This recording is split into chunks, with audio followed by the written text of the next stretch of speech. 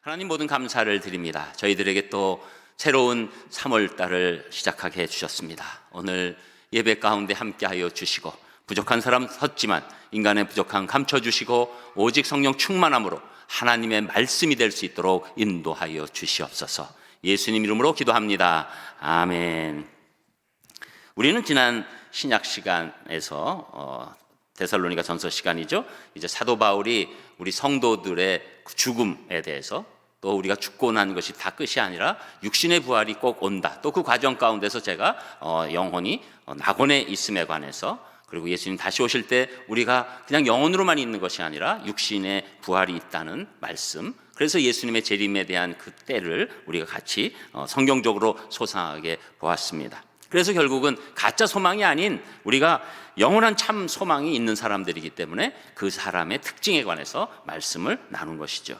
이제 오늘은 이어지는 말씀 가운데서 사도 바울은 데살로니가 교인들에게 이런 예수님 재림의 때에 이제 어떻게 살 것인가에 대해서, 또 구체적으로 이 신앙 자세, 그러니까 일반적인 삶의 자세가 아니라 구체적인 신앙 자세를 어떻게 할 것인가를 데살로니가 성도들에게 알리고 싶었던 것이죠. 그래서 우리가 흔히 말세라고 하는 단어는 사실은 예수님 승천하신 이유가 다 말세입니다.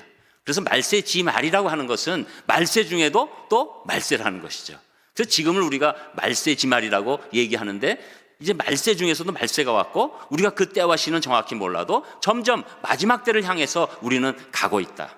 우리는 다른 종교에서 말하는 것처럼 이렇게 계속 도는 것이 아니라 우리는 쭉 시작이 있고 끝이 있는 그런 그 모든 것 안에 있다라는 것이 우리 기독교적인 이 세계관이 되는 것이죠. 그래서 우리는 말세 중에서도 말세 가운데 있기 때문에 예수님은 여러 가지 사인들을 말씀하시고, 또 우리들이 어떻게 살아야 될지도 말씀하시는데, 그것을 배운 사도 바울이 오늘 데살로니가 교인들에게 중요한 말씀을 하는 것입니다.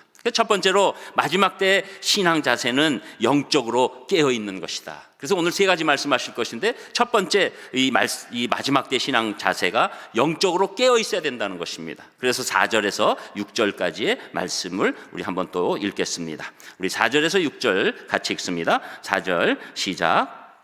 형제들아, 너희는 어둠에 있지 아니하매 그날이 도둑같이 너희에게 임하지 못하리니, 너희는 다 빛의 아들이요 낮의 아들이라. 우리가 밤이나 어둠에 속하지 아니하나니, 그러므로 우리는 다른 이들과 같이 자지 말고 오직 깨어 정신을 차릴지라. 아멘. 자, 사실 5장 1절에서 3절까지는 예수님 오심에 관해서 더 구체적으로 얘기를 합니다. 그래서 도적같이 임하신다, 또 임신한 여자가 날짜를 알 수 없고 갑자기 아이를 낳는 것 같은 모습이다라고 설명해 주는 그 과정 가운데 4절이 나오는 것이죠. 그러면서 형제들아, 너희는 어둠에 있지 아니하다. 우리의 전제는 우리는 어둠에 있지 않습니다. 우리는 빛 대신 하나님 나라에 있는 사람들입니다. 그러니까 우리는 사실은 이 땅에서 예수님이 오실 것을 준비하고 있으면 어둠의 도둑이 갑자기 침입하는 것을 모르고 당하는 것처럼 당하지 않는다는 것이죠. 여러분, 이것이 우리 성도의 특권입니다. 우리는 마지막 때에도 두려워하지 않을 수 있습니다. 어떻게 하기 때문에? 준비하기 때문에 그렇습니다. 그래서 오늘은 이것을 준비하기를 사도 바울을 원하는 것이죠. 이제 이 준비하지 않으면 주님이 다시 오실 날 어떻게 합니까? 부정합니다. 또 무시합니다. 그리고 세상의 일에만 몰두합니다. 그러니 마치 도둑이 밤에 오는 것처럼, 여러분, 도둑이 제가 오늘 새벽 2시 34분에 오겠습니다, 준비 많이 해주세요, 이런 도둑 있나요? 그럼 도둑이 아니죠. 여러분, 도둑은 예고 없이 가장 우리가 잠들다고 생각할 때 오는 것처럼 찾아와서 사람들에게 큰 피해를 주게 되는 것이죠. 우리는 보통 때 자는 것처럼 그냥 봐라, 언제 도둑이 올 것인가. 그래서 세상에서 그냥 있는 것에 취해서 그냥 평안하고 뭐 안전하네 이러고 살 수 있는 것이죠. 그러나 예수님께서는 꼭 예측할 수 없는 시간에 오시겠다는 것을 말씀해 주면서 5절에서 바울은 데살로니가 교인들을 가르쳐서 아예 빛의 아들이고 낮의 아들이라고 얘기하는 것이죠. 여러분, 당연히 하나님 빛이시니까 빛의 아들인데 낮의 아들, 이 낮의 아들이라는 게 무슨 얘기일까요? 낮에는 우리가 계속 준비하고 있잖아요. 그래서 오늘도 지금 낮 시간이기 때문에 여러분이 준비한 복장으로 있으시잖아요. 근데 밤이 되면 당연히 흐트러지는 것이죠. 그래서 만약에 요새는 여러분 그 집안에 있는 이렇게 뭐 CCTV도 조심해야 된대요. 그걸 해킹해가지고 누가 다 볼 수 있답니다. 그래서 제가 한번 볼 수만 있다면 한번 보면 여러분 어떻게 있겠습니까? 생각만 해도 조금 좀 힘드시죠? 네. 그냥 제일 편한 옷, 그리고 뭐 이래도 되고 저래도 되고. 그래서 우리가 온라인 예배가 좀 힘든 거 아닙니까? 여러분 그런 상황이 우리에게 있기 때문에 우리는 낮의 아들이다. 우리는 늘 예수님 이 땅에 오실 것을 준비하는 아들들이다, 딸이다. 그렇게 말씀하고 있는 것입니다. 여기서 말하는 밤은 당연히 물리적인 시간이 아니라 영적인 그 얘기를 하는 것이죠. 여러분 이 밤, 이 영적인 밤 가운데 있는 사람들은 이 어둠에 잠겨서 이 하나님 말씀이 없으므로 참과 거짓을 분별하지 못하고 그 삶은 늘 그냥 세상 흘러가는 대로 막 가는 거예요. 여러분 요사이 지금 우리가 이 코로나에 관해서도 사실은 이 마지막 때를 생각하는 그런 시간이 우리 성도들에게는 돼야 합니다. 여러분 코로나가 뭐 언제 온다고 예고했나요? 왔어도 우리가 다 어떻게 생각했습니까? 그냥 한 달이면 끝나, 두 달이면 끝나 그랬잖아요. 근데 벌써 1년이 넘어가지 않습니까? 여러분 이 코로나에 대해서 깊이 연구한 사람들은, 과학자들은 알고 있었죠. 코로나가 변이가 굉장히 잘 된다. 그래서 우리가 코로나19라는 이름도 2019년에 일어나서 코로나19 아닙니까? 그 전에 다른 코로나 많았단 말이죠. 그래서 이런 일이 와서 아주 깊이 연구한 사람들은 이 인간의 재앙 가운데 이 전염병의 큰 재앙이 올 수 있다라고 얘기한 것은 그것에 관해서 깊이 연구했기 때문이죠. 똑같습니다. 우리가 예수님 이 땅에 다시 오심에 대해서 준비하면 그때는 예수님께서 허락하신 놀라운 복락 가운데 우리가 있을 줄 믿습니다. 그래서 오늘 그것을 얘기하는 거예요. 그래서 예수 그리스도를 믿고 구주로 고백하며 사는 성도들은 어둠에 있지 아니하고 빛 가운데 살기 때문에 예수님 오실 때 도적같이 오시는 것으로 느끼지 않는다. 오실 예수님이 오늘 찬송에 우리가 미리 한 것처럼 마라나타 주 예수여 어서 오시옵소서 라는 놀라운 고백으로 예수님을 맞이할 수 있다는 것이죠. 그러니까 이제 6절에 보면 그러므로 우리는 다른 이들과 같이 자지 말고 오직 깨어 정신을 차릴지라. 여러분 우리는 그냥 사는 것 같아도 어떤 사람은 영적으로 자는 사람이 있습니다.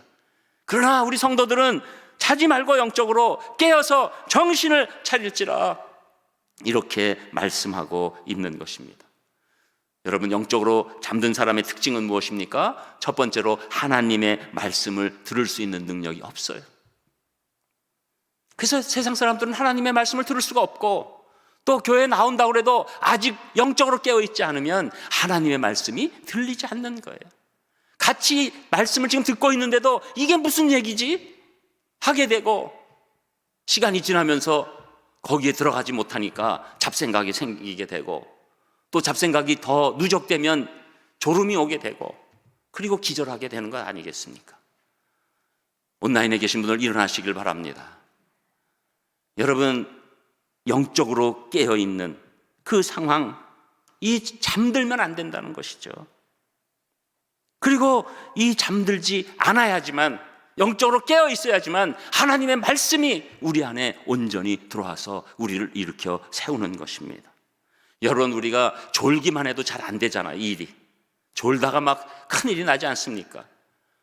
그래서 이 해외 토픽 같은 데 나오면 뭐 외국 정상들이 멀쩡히 있다가 그냥 정상끼리 얘기하는 가운데서 졸다가 막 그게 대서특필되고 그러지 않습니까? 상대방의 뜻을 알 수가 없는 것이죠. 그러니 이렇게 된 상태에서는 사단이 마음대로 공격하는 것입니다. 여러분 이 마지막 때에는 우리가 사단의 공격에 유린당하면 안 됩니다. 오히려 사단의 공격을 막아내고 하나님의 힘으로 승리해야 되는데 그 유일한 길은 영적으로 깨어서 하나님의 말씀을 받을 수 있는 존재가 돼야 된다는 것이죠. 그래서 여러분 우리 주일날에 이렇게 예배 가운데 듣는 말씀은 영적으로 깨게 하는 가장 중요한 도구입니다. 그래서 우리가 그냥 세상 사는 것 같아도 여러분 교인이 복받는 이유가 무엇입니까? 하나님의 말씀으로 우리가 영적으로 깨어나기 때문입니다. 맞아, 그렇지, 내가 이렇게 살면 안 되지. 한 주간에 세상 막 돌아가는 거 보고 절망합니다. 좌절합니다. 나만 제일 일이 안 되는 것 같습니다. 믿어봤자 소용없는 것 같습니다. 그런 하나님 말씀을 다시 받으면 영적으로 깨어나면서 아니지, 예수님 다시 오시지. 그러면서 우리가 영적으로 일어나는 놀라운 일이 일어나는 것이죠. 그러니 영적으로 깨어있는 사람은 또 기도하는 사람으로 바뀌게 되는 것이죠. 우리 생각에 이 세상 잘 살기 위해서 무조건 머리가 좋고 많은 일을 하면 될 것 같지만 여러분, 기도하는 사람을 이겨낼 수가 없는 것입니다. 기도하지 않으면 아무리 큰 능력이 있고 아무리 큰 일을 해도 영적으로는 잠을 자는 것입니다.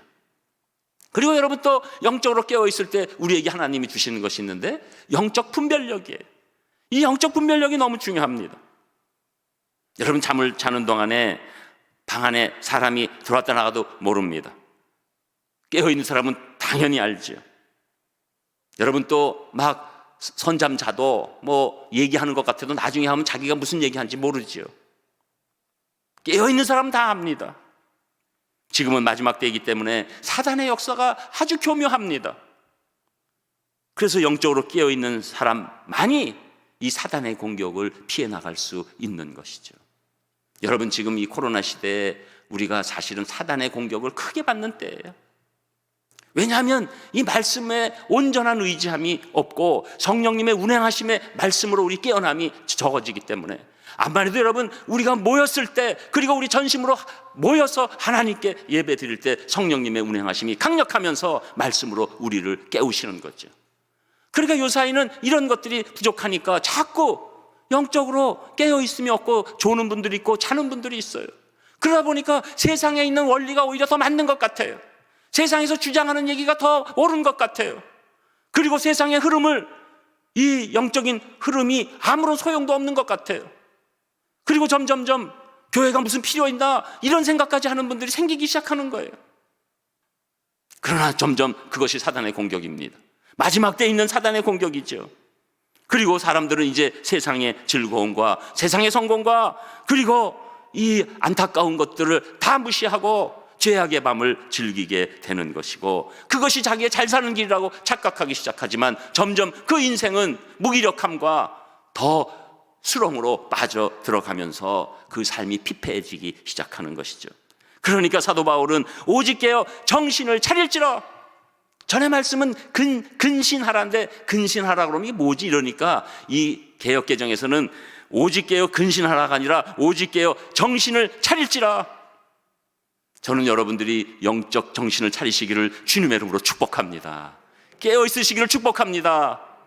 그래서 예수님도 마태복음 24장 40절에서 42절에 보면 그때 두 사람이 밭에 있음에 한 사람은 데려가고 한 사람은 버려둠을 당할 것이요 두 여자가 맷돌질을 하고 있음에 한 사람은 데려가고 한 사람은 버려둠을 당할 것이니라. 그러므로 깨어 있으라. 어느 날에 너희 주가 임할지 너희가 알지 못함입니다.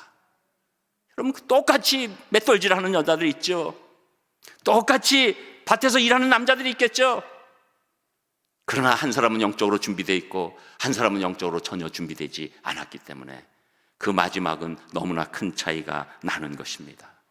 저는 무엇보다도 여러분들이 영적으로 깨어 있으셔서 마지막 때 승리하시는 분들 되시기를 주님의 이름으로 축복합니다. 그리고 두 번째, 마지막 때의 신앙 자세는 믿음, 사랑, 소망으로 무장하는 것이다 라고 말씀하는데, 그 말씀이 7절에서 9절까지 나옵니다. 우리 7절에서 9절 같이 읽습니다. 7절 시작. 자는 자들은 밤에 자고 취하는 자들은 밤에 취하되 우리는 낮에 속하였으니 정신을 차리고 믿음과 사랑의 호심경을 붙이고 구원의 소망의 투구를 쓰자. 하나님이 우리를 세우심은 노하심에 이르게 하심이 아니요 오직 우리 주 예수 그리스도로 말미암아 구원을 받게 하심이라. 아멘. 그래서 7절에서 다시 사도 바울은 사람들에게 똑같은 강조하는 것이죠. 우리가 낮에 속하였으니까 이제 우리는 정신 차려야 한다. 그런데 중요한 것, 이 밤에 자는 자들은 밤에 자고 취하는 자들은 밤에 취하지만 8절에 가서 우리는 낮에 속한 사람이에요. 그래서 정신을 차려야 된다. 근데 구체적으로 어떻게 정신을 차린다고 말씀합니까? 믿음과 사랑의 호신경을 붙이고 구원의 소망의 투구를 쓰자, 이렇게 말씀하는 것이죠. 먼저 믿음과 사랑의 호심경입니다. 여러분, 호심경 하면 이건 너무 생소한 단어죠. 그런데 이 당시에 로마 군인의 모습 가운데서 이 호심경을 인용하는 것입니다. 사실 이 로마 군인들은 이 식민지로 나갔을 때 로마 군인의 위상이라는 것은 대단합니다. 그래서 그 복장도 아주 대단했어요. 그래서 로마 군인들은 중요한 것 뭐 다 멋있는 복장도 있지만 무엇보다도 적의 활이나 창으로부터 가슴을 보호하기 위해서 구체적으로 목에서부터 허리에 이르는 그런 그 흉배, 가죽 흉배를 먼저 붙이고 있었어요. 그것만 해도 대단한 거죠. 사실은 그냥 모든 로마군이 그랬으니까. 근데 더 중요한 것은 이 심장을 보호하기 위해서 구리 조각을 이어서 가슴을 딱 이렇게 막는 것, 그게 호심경입니다.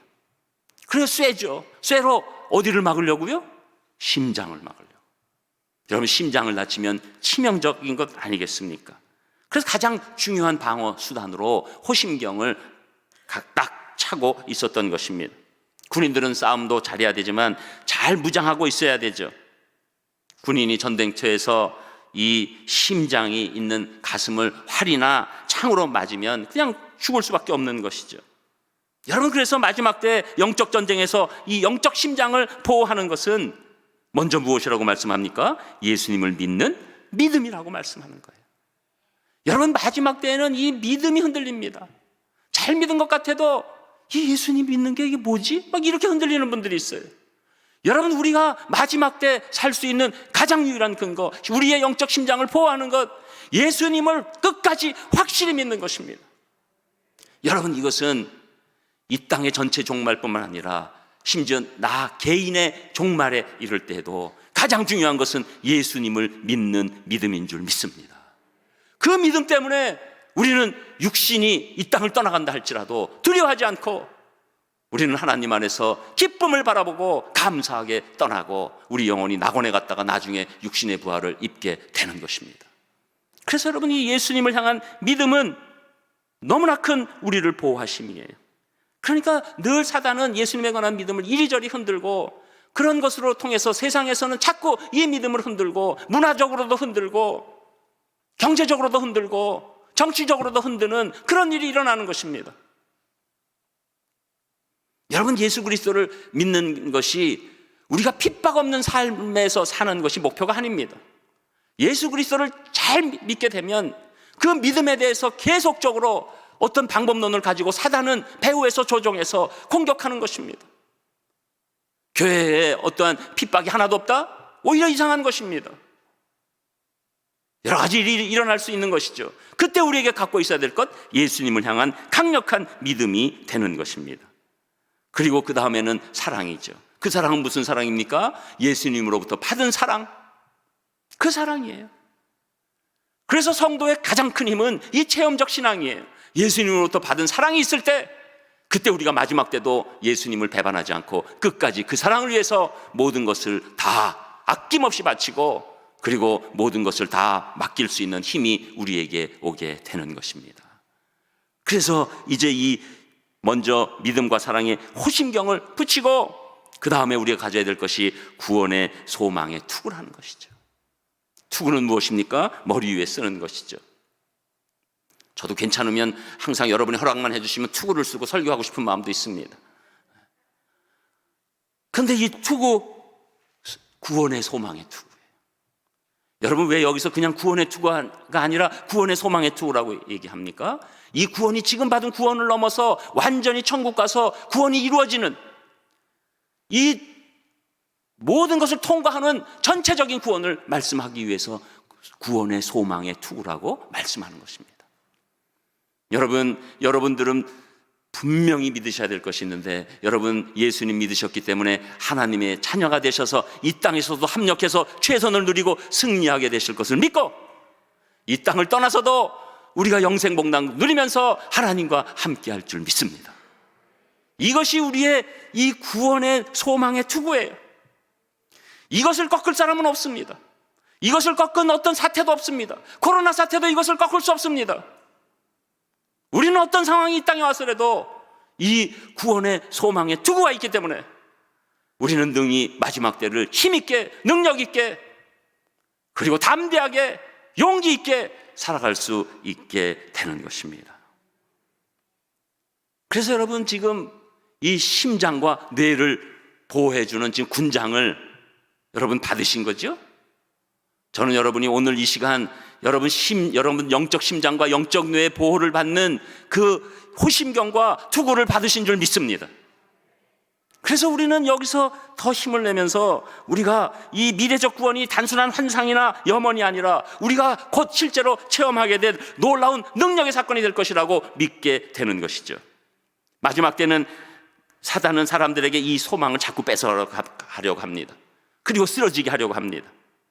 그러나 성도는 어떠한 공격에도 이 하나님께서 주신 놀라운 무장으로 승리하게 되는 것이죠.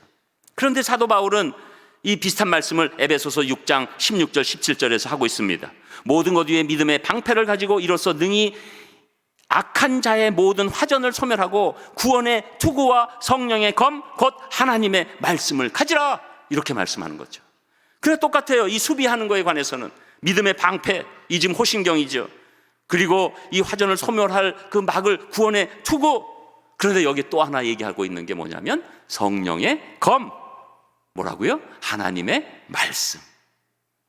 저는 오늘 여러분들이 이 공격용 무기인 성령의 검, 하나님의 말씀을 붙잡으시기를 주님의 이름으로 축복합니다. 하나님께서는 이 수비용뿐만 아니라 공격용 무기까지 주셔서 전신갑주로 우리를 채워주시는 겁니다. 하나님의 말씀 우리에게 임하게 하시는 거죠. 방패와 투구는 방어용이지만 공격용 무기인 하나님의 말씀 성령의 검을 우리에게 주셔서 이 말씀을 혼잡해하고 그리고 의미를 퇴색시키는 사단의 공격을 물리쳐 주시는 겁니다. 사단은 자꾸 이 말씀을 왜곡합니다. 그리고 흔들어 버립니다. 그리고 이 교회에 가만히 들어온 이 사단의 그 수족이 된 그 잘못된 신학자들이나 이단이나 이런 것을 통해서 말씀을 이상하게 만들어 놓습니다. 여러분, 그래서 좋은 단어들이 다 이단들이 가져가요. 여러분, 여호와의 증인이 많이 쓰는 파수대, 얼마나 좋은 단어인지 모릅니다. 이 구약에서 나오는 파수대, 이 영적으로 지키는 것 아니에요. 이 수비하고 잘 보호하고 먼저 바라보고, 아, 불났다, 뭐 적이 쳐들어온다, 얼마나 좋은 뜻입니까? 그런데도 그냥 그 파수대라는 단어를 통해서 여러 가지로 이용하죠. 뭐 구원파, 얼마나 구원이라는 게 좋은 단어입니까? 그런 것들을 이용하고 또 이 교계 안에서도 가만히 들어와서 예수 그리스도는 훌륭한 사람이지 메시아는 아니다. 그리고 성경에 있는 모든 기적들, 그것들은 그냥 사람들이 갖다 맞춘 것이지 그럴 수가 없다. 홍해를 가르는 거, 거기 갈대밭이 많았는데 그 위로 걸어간 것이다. 이러면서 말씀을 혼잡하게 할 때 우리에게 주시는 무기는 말씀의 검입니다. 여러분, 그래서 여호와의 증인들이 짝을 져서 와서 막 이 성경 말씀을 막 이렇게 하고, 뭐 신천지도 마찬가지고, 신천지도 좋은 단어죠. 얼마나 좋은 단어입니까? 그런데 와서 뭐 하고 자기들이 원하는 구절만 딱딱딱딱 얘기합니다. 그때 말씀의 검이 없으면 어떻게 당합니까? 어이, 그러네? 맞네? 성경까지? 성경이 이랬네? 그런데 다 짜깁기예요. 이 앞뒤 맥락이 없는 거예요. 여러분, 제가 왜 강해를 합니까? 이 성경을 우리가 온전히 바라보려면 앞뒤 맥락을 보고 성경을 읽어야 합니다. 어느 성경을 하나 딱 떠가지고 하면 아주 이상한 말이 될 수가 있어요. 여러분, 그렇기 때문에 우리가 말씀의 검을 온전히 가질 때 이 마지막 때 사탄의 공격에 향해서 승리하게 되는 것이죠. 그러니까 여러분, 우리는 수비를 잘해야 되고 공격도 잘해야 된다는 것을 알게 됩니다. 뭐 여자분들은 관심 없겠지만 남자분들은 지금 토트넘에 대해서 축구하면은 뭐 토트넘이 우리가 어디 있는 도시인지 뭐 알았어요? 손흥민이 가니까 그 런던 근처에 있는 토트넘이 어휴 그런 도시였네 이러고 지금 뭐 우리는 다 알잖아요. 그런데 보면 여자분들은 뭐 그냥 대충 넘어가세요. 보면은 손흥민이 잘하는데 손흥민이 혼자 나오면 뭔가 허전해요. 누구랑 같이 있어야 됩니까? 남자분들 아시면서 왜 또 가만히 계세요? 케인이라는 친구 있잖아요. 그래서 둘이 뜨면 어떻게 됩니까? 토트넘의 수비가 아주 그냥 얼마나 잘 되는지 몰라요. 이 두 사람 막다가 이 수비도 더 강화되는 거죠. 저쪽이 막으려니까. 똑같습니다. 우리가 하나님이 주신 이 호심경과 그리고 투구를 쓰고 성령의 검을 가지고 나가서 싸울 때 마지막 때 승리하게 되는 줄 믿습니다. 그러니까 여러분, 우리가 영적으로 바라보면 하나님의 어마어마한 무기로 전신갑주로 우리를 채워주시는 거죠. 그러니까 결국은 9절에 하나님이 우리를 세우심은 이 말씀을 하시는 거예요. 세우신다는 것은 하나님께서 약속해서 꼭 이루어 주신다, 그 얘기를 하는 겁니다. 저는 하나님께서 말씀으로 여러분 약속해 주신 것 꼭 이루어 주실 줄 믿습니다. 그리고 여러분을 온전히 마지막 때 세워 주실 줄을 믿습니다. 그래서 승리할 힘을 주실 줄 믿습니다. 이것이 하나님이 우리에게 주시는 놀라운 선물이 되는 것이죠. 그러니까 성도에게는 이제 우리는 이 마지막 때가 심판의 시간이 아니에요. 오히려 구원을 완전히 이루게 하시는 놀라운 시간이 된다는 것입니다. 그러니까 우리에게는 마지막 때가 기쁨의 시간이에요. 그러나 그렇지 않은 사람들에게는 심판이요, 가장 아주 힘들고 비참한 시간이 되는 것입니다. 저는 여러분들이 이 마지막 때에 어둠의 세력과 맞서서 전신갑주를 입으시고 승리하시기를 주님의 이름으로 축복합니다. 그리고 세 번째, 마지막 때 신앙 자세는 예수님의 대속의 은혜로 서로 격려하는 것이다, 이렇게 말씀하고 있는데 그 말씀이 10절 11절에 나옵니다. 우리 10절 11절도 같이 읽습니다. 10절 시작. 예수께서 우리를 위하여 죽으사 우리로 하여금 깨어있든지 자든지 자기와 함께 살게 하려 하셨느니라. 그러므로 피차 권면하고 서로 덕을 세우기를 너희가 하는 것 같이 하라. 아멘. 그 사도 바울은 이제 마지막 때 중요한 것, 우리가 예수님께서 우리를 위해서 죽으셨다는 것 절대 잊지 말아라는 거예요. 예수님이 우리를 위해서 죽으셨다. 더 구체적으로 말하면 여러분 각 분에게 예수님께서 나를 위해서 죽으셨다, 이것을 잊지 않아야 합니다. 예수님이 죽으시면 예수님이 그냥 죽으신 거예요? 나의 죄 때문에 내 죽음 대신에 대신 죽어주신 거 아니에요. 그래서 우리가 육적 죽음은 경험하지만 우리에게는 엄밀히 말하면 죽음이 없습니다. 우리는 영생할 것입니다. 죽음은 우리가 이 땅을 떠나는 과정일 뿐입니다.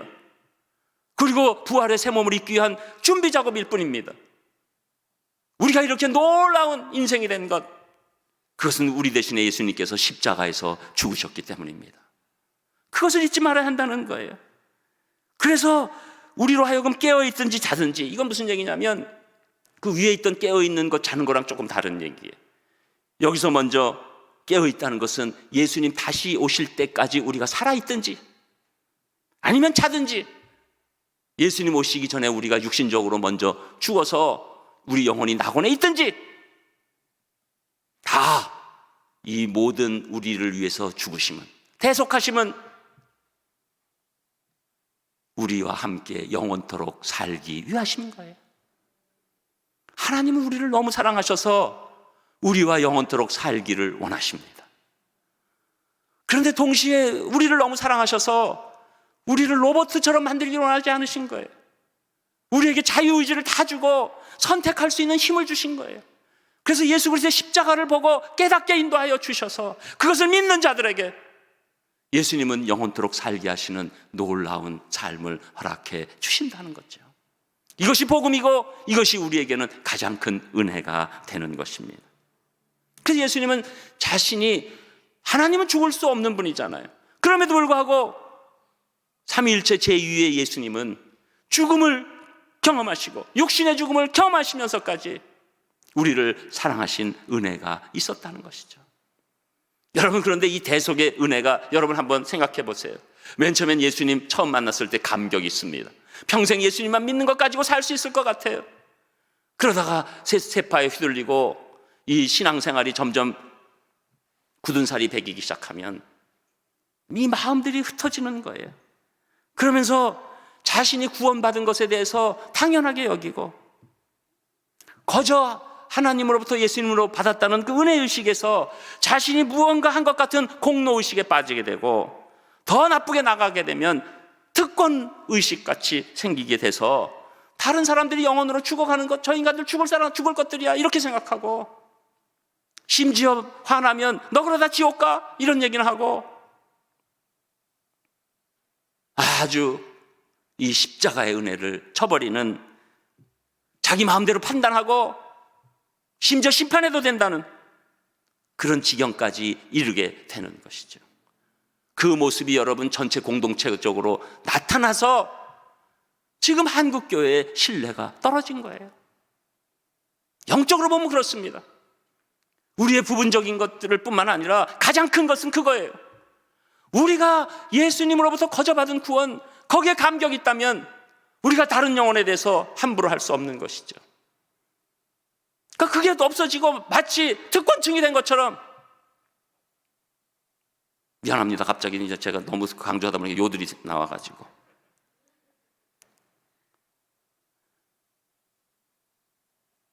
여러분, 우리가 이 예수님의 십자가의 사랑이 마지막 때가 태면될수록 더 깊어져야 합니다. 나는 죽을 수밖에 없는 존재인데 예수님이 내 대신 죽어주셨다는 거, 그것이 우리 인생의 가장 큰 감격이 돼야 되고 가장 큰 은혜가 돼야 될 때, 그때 우리가 마지막이 되면 될수록 더 승리는 가까이 임하게 되는 줄 믿습니다. 그러려면 어떻게 해야 됩니까? 우리가 혼자서 하면 잘 안 돼요. 그래서 11절에서 그러므로 피차 권면하고, 권면하는 거예요. 우리가 이렇게 사는 거 그냥 사는 거 아니죠. 예수님 은혜 때문에 나 대신 죽으신 그 십자가의 은혜로 우리가 사는 거죠. 이렇게 서로 권면할 때 우리가 다시 일어나고, 우리가 다시 이제 덕을 세우고, 이제 이 원래 데살로니가 이 교인들이 하는 그 아름다운 행동이 잘 나타나게 되는 것이죠. 여러분, 지금 사순절은 1년에 이 특별한 40일을 정해서 그것을 서로 자꾸 권면하는 거예요. 예수님이 우리를 떠나서 나 때문에 죽으셨어. 예수님이 나 때문에 죽으신 거야. 이 은혜가 얼마나 큰가. 그래서 내가 영원한 생명을 가진 거야 라고 자꾸 묵상하는 거예요. 여러분, 사순절은 예수님 얼마나 아프셨을까, 거기에 묵상하는 것보다 더 큰 것은 예수님이 내 대신 죽으셨지. 내가 죽을 수밖에 없는데 나를, 내가 이 세상에서 누가 제일 자기를 잘합니까? 나지요. 여러분, 우리가 지금 하나님의 이 돋보기로 우리를 다 바라보면 어찌 하나님 앞에 설 수 있겠습니까? 우리가 분이 올라오고 화가 내고 엉뚱한 데 풀고 또 사사로워지는 여러 가지 죄악들을 우리가 어찌 하나님 앞에서 감출 수 있겠습니까? 그 나 대신에 죽으신 예수님, 그것을 깊이 묵상하는 기간이 사순절이 되는 것이죠.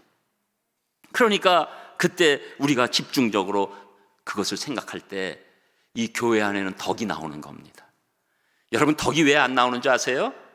내가 잘났으니까 덕이 안 나오는 거예요. 내가 모든 거 다 했으니까 덕이 안 나오는 거예요. 예수님이 내 대신 죽음까지 하셨는데 내가 무슨, 이랬을 때 내 안에 덕이 나오는 거죠. 저는 여러분, 예수님의 그 십자가 은혜 때문에 덕이 충만하신 분들 되시기를 주님의 이름으로 축복합니다. 여러분, 그래서 우리는 마지막 때 될 때 진정한 크리스찬들은 하나님의 은혜 가운데, 이 십자가 은혜 가운데서 마지막이 되면 될수록 더 하나님의 능력이 나타나게 되는 것이죠. 덴마크의 신학자며 철학자인 그 유명한 키에르케고르는 교훈을 위해서 이런 예화를 썼습니다. 한 코미디언이 극장에서 공연을 하고 있었습니다. 탁월한 말솜씨와 위트로 청중을 사로잡고 있었습니다. 극장은 웃음의 도가니가 되어버렸습니다.